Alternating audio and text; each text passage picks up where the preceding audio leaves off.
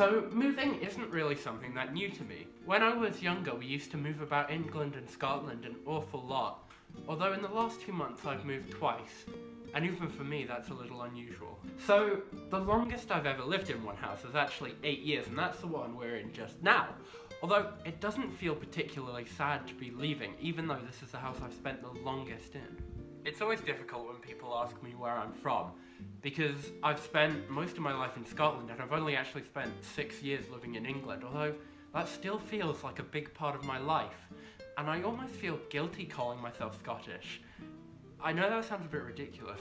But anyway, I'm getting away from the title of this video. What are we talking about? Oh yeah, I've moved twice in the last couple of months, which sounds completely extravagant, but that's because it's sort of my two lives have been moving. My first life is in Edinburgh, and that's where I've been studying and living for the last 4 years. And so now that I've graduated and that time's come to an end, I no longer have a place to live because Bailey's moved into my flat. So I had to pack up and move back to Shetland and into my parents' house, which I call my parents' house because the house they've been living in only has 3 rooms, including the bathroom, so that's not really my home. And this has been a guest house for the last 4 years, so this doesn't feel like my home. So it's kind of like coming back to my parents' house. So here I am in the house I've spent the largest part of my life in, and yet it doesn't really feel like a big deal moving.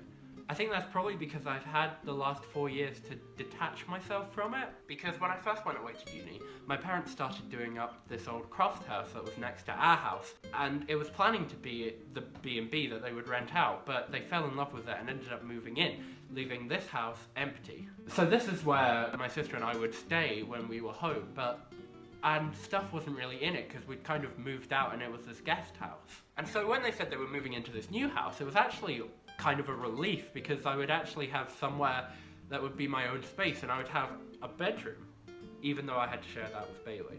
It's so alien to me to think of people who have lived in the same house all their life, and I know a lot of them, because they're so attached to these buildings, as opposed to me, who's sort of been moving around a lot, but I don't know which is better. On the one hand, I feel like I learned an awful lot in my childhood about moving and clearing out and packing everything up and what goes into that process. On the one hand, I feel like I've learned an awful lot about moving around a lot, because I know about clearing out, sorting things, moving to new places, getting to know new things.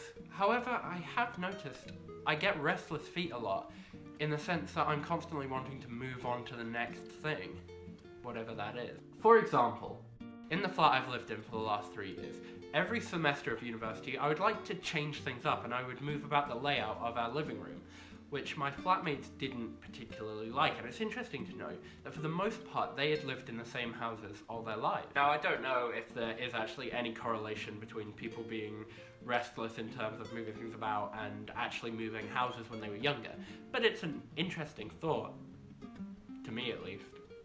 But this is the last time I'll be filming in this house. It's been my home for the last 8 years of my life. This was where I first got interested in filmmaking and made all my first videos.